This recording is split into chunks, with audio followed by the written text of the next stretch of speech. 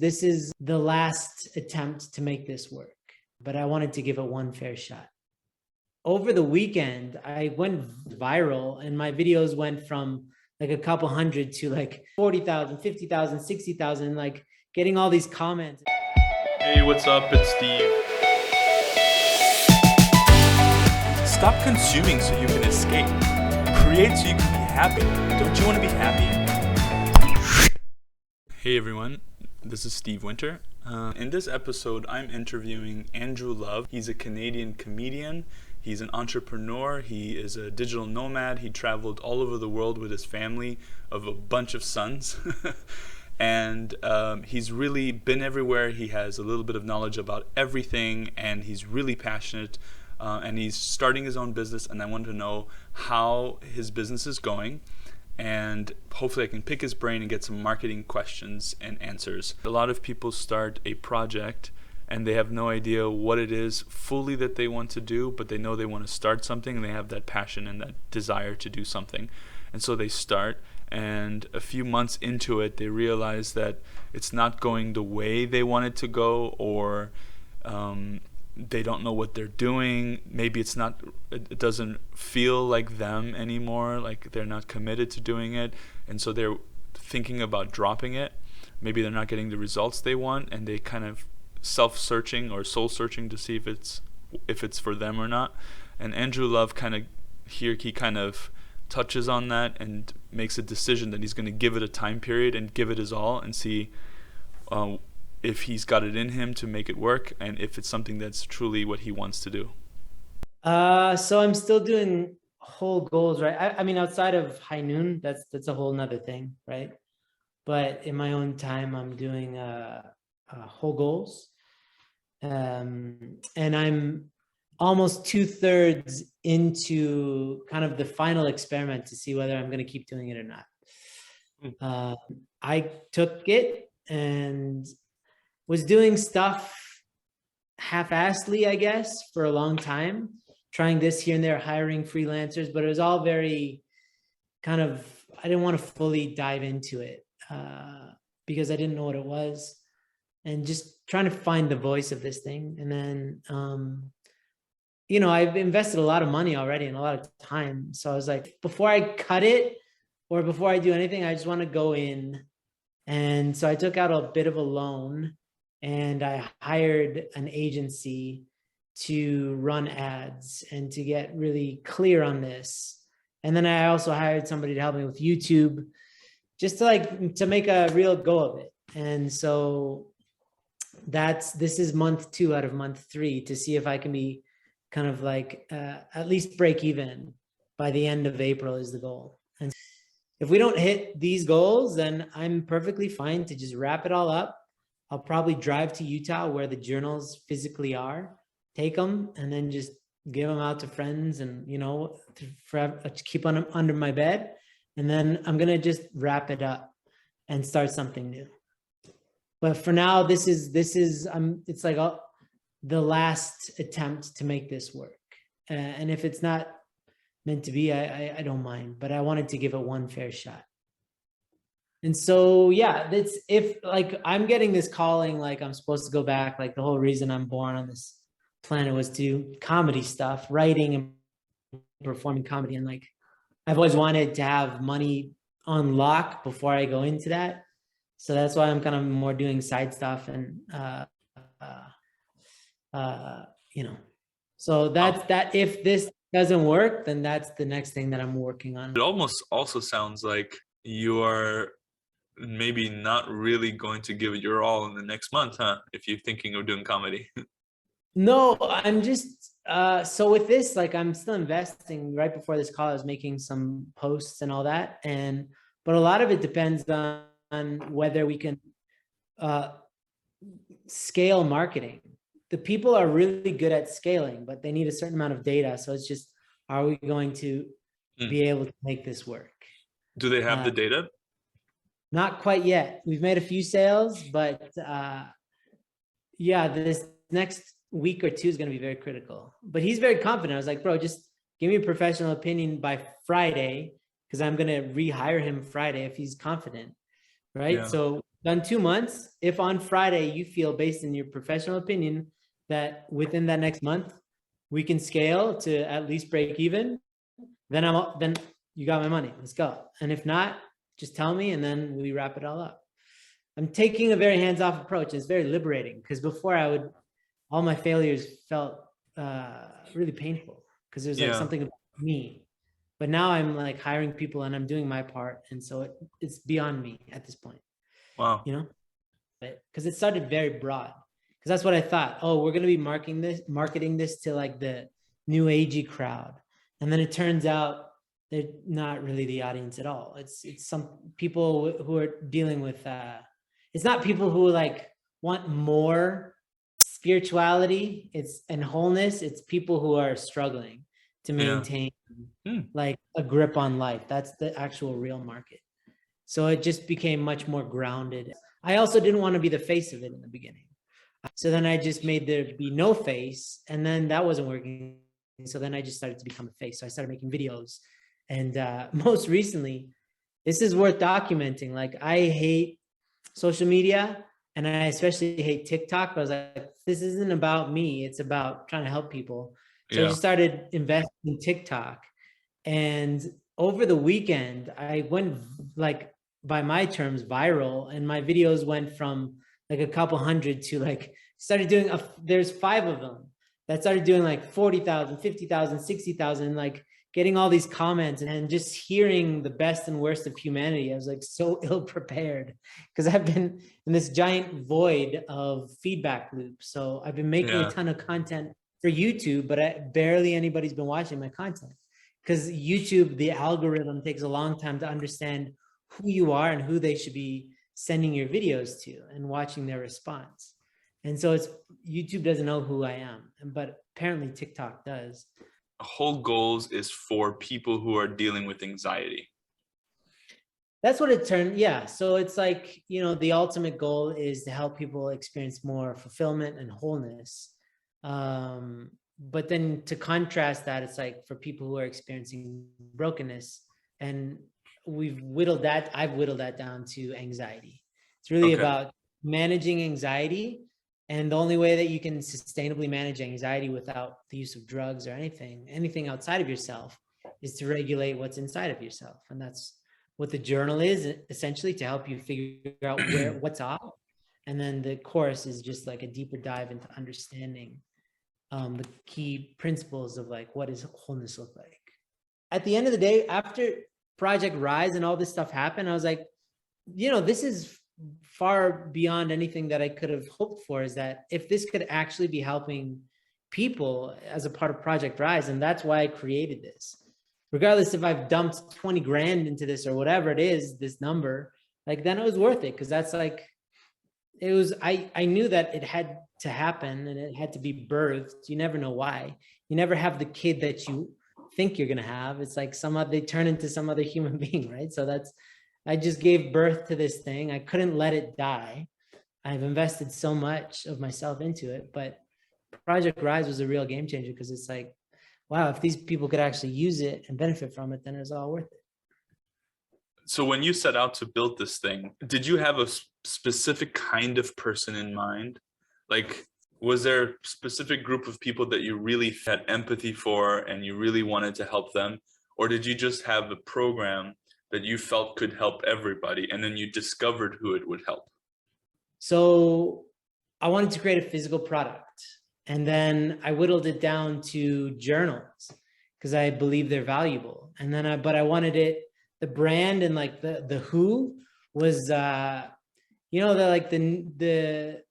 the people who are in between religious and kind of new agey, somewhere in between, that don't have a spiritual home, but they believe in a divine power, and they believe in some basic principles, but they just can't quite get it all together. They don't have any guiding structure to their spirituality. I wanted to catch all those people, because there's a lot of them. So yeah, but again, that ended up not being the who, because I guess maybe I didn't do enough research about them, or like I didn't ask them what they wanted. I made something based on the assumption that this is what these people need. right? Mm.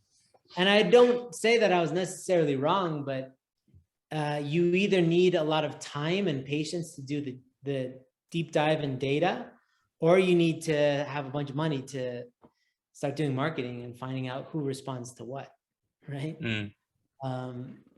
Neither of which I really had. So I kind of went out on a limb and I tried to do as much. I did pay freelancers to do a bunch of research for me. And I just went on a limb and I made that, yeah. What's the change that you seek to make through this project? Why does it matter? Yeah, because I used to have multiple anxiety attacks and it was really wreaking havoc in my life. And I want to be able to help people understand that all the changes they need to make is within themselves and that they can do it, but it's a process. And I would love to be able to give them not the process, but give them the tools so that they can create their own process to make it as easy as possible to go from being stressed out, dealing with anxiety attacks, to just being comfortable in your own skin. Because that's, if you can answer that question well, then I think you're going to be one of the richest people, because there's nothing but more and more anxiety in the pipeline coming down. And most people, like, I live in Colorado, so what does that mean? It means weed stores. It means a proliferation of every single corner has a weed shop. And my wife and I always, whenever we drive by, and there's so many on the way from here to church of all places, right? We see so many weed shops, and we see these normal people, middle class, upper middle class, moms and dads going to weed shops now, like it's nothing. And that's their prescription. And this is, like, now it's like weed culture is so normalized and almost it's like celebrated. It's not only like not a negative, but it's like a positive. Oh yeah, I smoke weed. Oh, you smoke weed? That's so cool. It's like, well, but why are you smoking weed, guys? Like, what's going on here, right? Yeah. And to me, it's just, there's such a need to deal with this underlying anxiety that if we can nip that in the bud, we'll be okay, and we'll make good decisions as a human race. If we're making anxious-based decisions, we're going to make a lot of bad decisions, and that's a collective negative. So I really want to answer that, but I don't know if this is it or not. I hope it can be. By changing someone's way of handling anxiety, they can make better decisions. They can be a better person because they make better decisions. Yeah, an anxious society, there's a lot of negative repercussions with that. But and just as an individual, forget about the individual, like I dealt with it when my third son was about to come into this world, and it was unbearable. And it was like, I couldn't enjoy anything. I was really not a good dad, not a good husband. I wasn't a good person myself. It was just, everything was falling apart. And I would hate for anybody to experience that. And I know that a lot of people are. So to be able to help them figure out the mechanics of how to fix that within themselves, that's empowering, because that's like, the whole thing, teach a man how to fish. Like, that person can then understand, well, I'm not trapped. I can fix this at any time. Yeah. Because I know that now myself. Like, even if I have a flare of anxiety, I'm like, oh, I know exactly what's happening. I know exactly what to do. And then just nip it. When you don't meet the expectations that you have for yourself, for people like you who are expected to do what you do, when you don't meet that expectation, how do you adjust? Yeah, so I try to reach out to people. I've tried, like with this business thing, that's my own personal situation. Like, I would love a lot more financial freedom. I'd love to create my own hours. And even with High Noon, just work when it really makes sense for me to work on a project, but not all the time. I don't want to be full-time, because I can definitely feel like my time is being purchased by somebody else. I can feel it, because I'm like, oh, I want to do this, but I gotta do this, right? So I want to buy my time back. So then I'm like, okay, well, I want to start a business. And I was like, well, I don't want to do this alone. I want to do this with somebody. So I reached out to somebody. Well, first I reached out to a professional, and I got this course, and I was like, okay, I really believe in this guy. I believe in this course. And then I reached out to somebody to build a business with me, right? And then, when that doesn't work well, that fell apart. And it's like, okay, what do? I hire people. So I hired a bunch of different freelancers, like a ton of so many freelancers over the past few years. And if that doesn't work, like, yeah, then I realized just trying to adapt. Then it was like, okay, I'm choosing worse freelancers because I can't afford them, and that's yielding bad results. What if I could afford them? So what if I borrowed money and hired somebody that could, do a better job? So just trying to adapt different approaches to addressing a problem, trying to be limber. And that, I just don't like doing things alone. I much prefer collaboration, but it's hard to find people who are at the same interest level on the same topic. Yeah. With the most in marketing. Well, first of all, what do you feel about marketing? How do you feel about it? Yeah, I love it if there's help. I hate it if I'm doing it by myself. So interpreting data, figuring out what data means, and like understanding the nuance of like why this person clicked on this and not this. Yeah. I really love when somebody's done they understand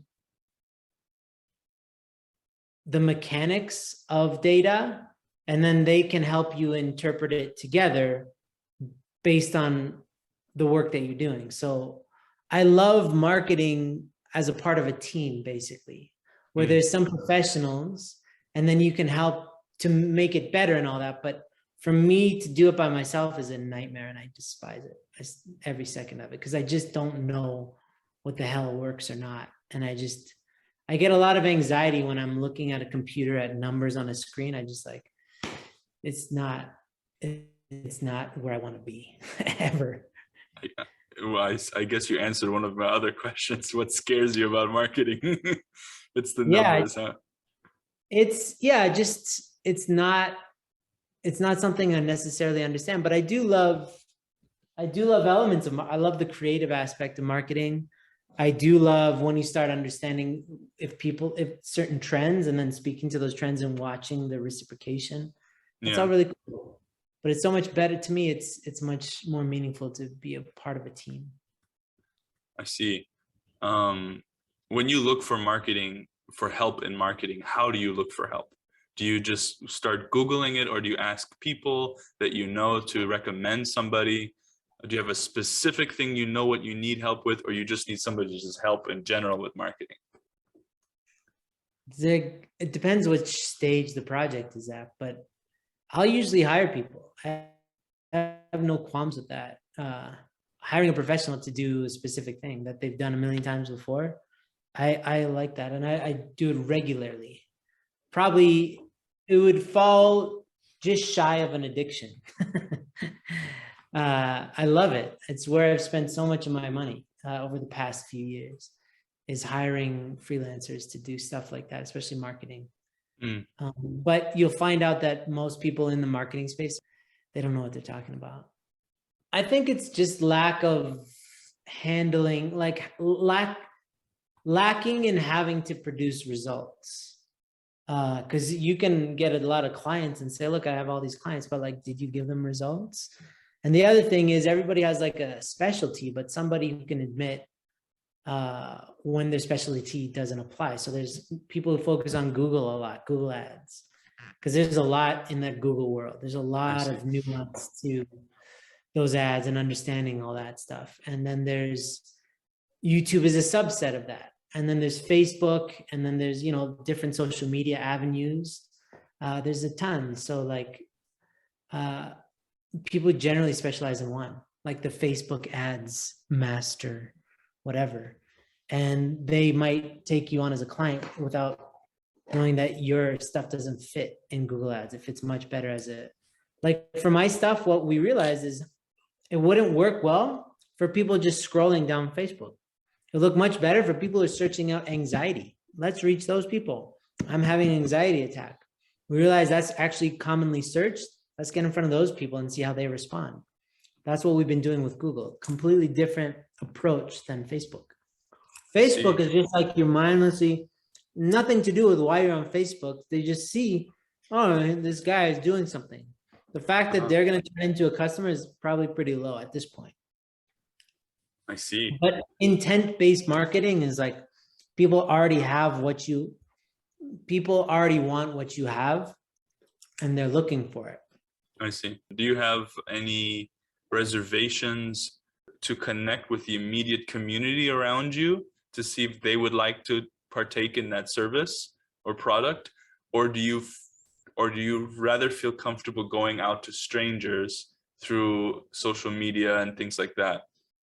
Strangers. I'd much rather establish something outside of our community and then say, you know, if you guys want this, I can give you the Mooney discount or something. But that to me is the proper order, is prove that you have a concept. Don't say, I know all this stuff, let me try it out on you. That doesn't work. I appreciate your time. Thank you so much. Bye. Bye, Steve.